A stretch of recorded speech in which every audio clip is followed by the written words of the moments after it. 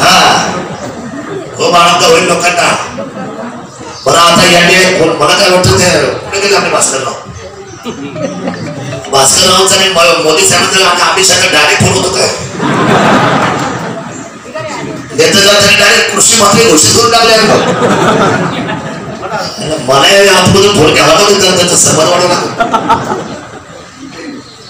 मी म्हणतो कृषी मंत्री होण्यापेक्षा नाव शिवाजी आहे, संरक्षण मंत्री जो आणि मोठा नाव टाकून द्या त्याची वळवळ बंद करून टाका त्याची नको डोक्याला थांब. आमच्या जवानांना मारतात चालेल, आपल्या जवानांना मारतात. ते मोदी होते म्हणून आज संपूर्ण इंटरनॅशनल उंची झाली भारताची.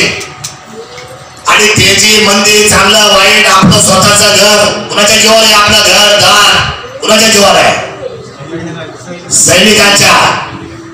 ज्या वेळेला देशावर मात्र कोण वाईट नजर करतील त्यावेळेला मात्र इथं आपलं काही हो, इथल्या सगळ्या अडचणी आपण कधी दुरुस्त करू, पण मात्र देशाचा आणि तिरंगाचा विषय डोळ्यासमोर येतोय त्या वेळेला मात्र या सगळ्यांना लढायला मोदी आणि मोदीच पाहिजे हे आपल्या सर्वांना सांगितलं पाहिजे.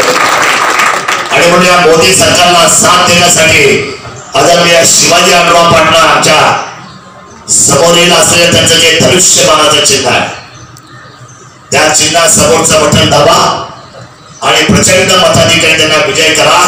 उद्या सकाळी 7 वाजता आपल्याला निघायचं आहे. फॉर्म भरायला कुणाचा, दादांचा नाही, शिवाजी आढळराव पाटलांचा मुळीच नाही, धनुष्यबाणाचा पक्ष आणि भाजप आहे, महायुती आहे आम्ही मान्य केली. पण उद्याचा फॉर्म बघायचा आहे. मी आपल्याला सांगतो उद्या आपल्याला या शिरूर लोकसभेच्या केंद्रीय मंत्र्याचा फॉर्म बघायला जायचा आहे आणि आपण सर्वांनी त्याची जय्यत तयारी करावी. उद्या सगळ्यांना सांगा ताई माई अक्का आणि विचार करा पक्का. हो ताई माई अक्का आणि विचार करा पक्का. उद्या आपल्याला जायचंय, सगळ्यांना सांगा घरातली कामं बंद कोणी करा करा. माझ्या बायकोने मला दम दिला सगळं, मी उद्या येणार म्हणजे येणार. सेंटेन्स आहेत अशा पद्धतीचे आता सगळे रिपोर्ट आहेत. खूप चांगलं वातावरण आहे. भारतीय जनता पार्टी आणि असलेली महायुती हे पुन्हा एकदा सरकार बनवते. हे सगळ्यांच्या आता ट्रॅक रेकॉर्डवर आहे, सगळ्यांना माहिती आहे. शिवाजी आढळराव पाटील जर चौथ्यांदा निवडून गेले तर शिवसेनेला यावेळेला 4 मंत्रिपद मिळणार आहे.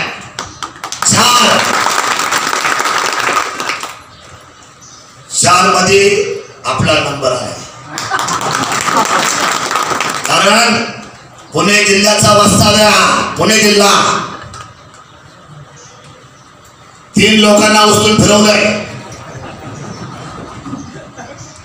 आणि चौथा व्यक्तिमत्व घुसायचा प्रयत्न करतो ह्या पायातून त्या पायातून, पण त्याला काय हाताला लागणार नाही. मी आपल्याला सांगतो, मी आंबेगावची परिस्थिती बघून आलो. परवा दिवशी साहेब होते नाही कालच दशकेच्या निमित्ताने दामणी लोणी पूर्व भाग सगळं फिरून आलो. गावागावामध्ये प्रचंड स्वागत केलं. आमदार आले शिवसेनेचे म्हणून आणि सभा झाल्या, कोपरा सभा झाला. मी विचारलं, ते म्हटले साहेब जर थोडा जरी या चांगल्या खासदाराचा विचार जर आंबेगाववाल्यांना असेल. त्याची ज्येष्ठ मंडळी बोलली आहे. काय म्हटले तर म्हटले शिवाजी आढळराव पाटलांसाठी या वेळेला जर ते मंत्री होत असेल तर दिलीप वळसे पाटील आणि किरण वळसे पाटलांनी सुद्धा त्यांना मतदान केलं पाहिजे. या आंबेगावच्या लोकांचा सूर आहे. स्वाभिमान असतो ना शेवटी, कुणाला नाहीये. ही ज्येष्ठ मंडळी म्हणायला लागली, दिलीप पाटलांच्या कानावर जायला लागलाय की आता तुम्ही सामील व्हा. आता ते मंत्री असताना नाही का आनंद झाला आंबेगाववाल्यांना. हे काय म्हटले का बिचारे नाही, हे काय यांनी काय म्हणजे काय मत व्यक्त केलं का? ते म्हटले ठीक आहे, आंबेगावचे मंत्री होत आहे, महाराष्ट्र राज्याचे आनंद आहे, लोकांचं कल्याण होत आहे.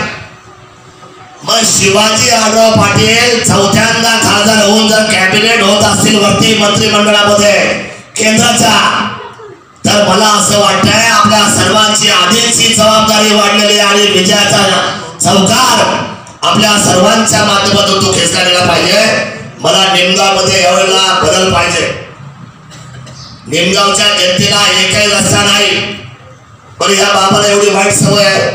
जलयुक्त शिवराज शिवराचा अध्यक्ष कोण? नाही दोन कोटी तरी समजा आलेला, पण जलयुक्त शिवराचा त्याच्यावर रिकमेंडेशन आमच्या असते फायनलला. कारण तिथल्या लोकांना ते माहीत असतं आमच्याकडे कागद असतात, सगळ्या शेवटी सही मीच करतो ना. माझ्यावरती पालकमंत्री आहे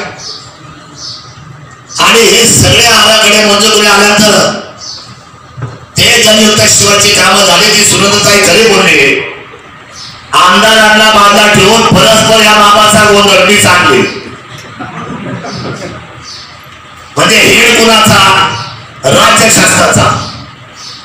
पैसे कुणाचे? राज्य शासनाचे. त्याचे अंतिम स्वरूपाचे यादीवर सही कुणाची? तर तालुक्याच्या आमदारांची. आणि नारळ फोडतोय कोण?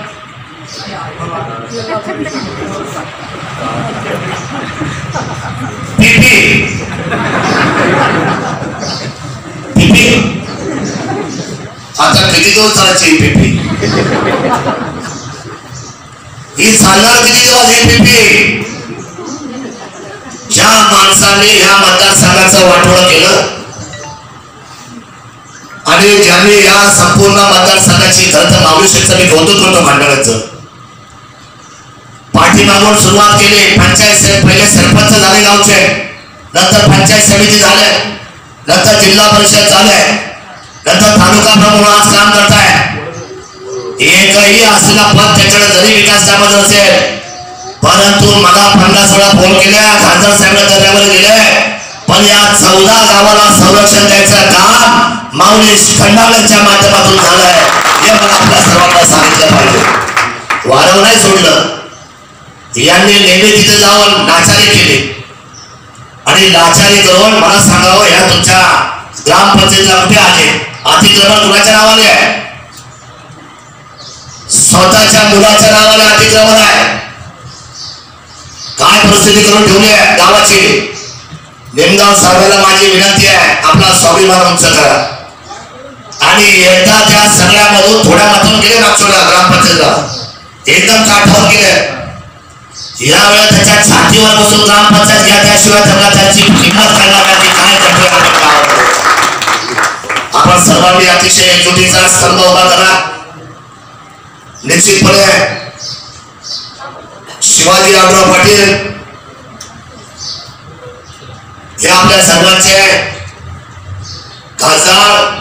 मला सांगावं जर ते 2004 ला खासदार झाले नसते आले नसते तर मला सांगा शिवसेना कशी वाढली असते?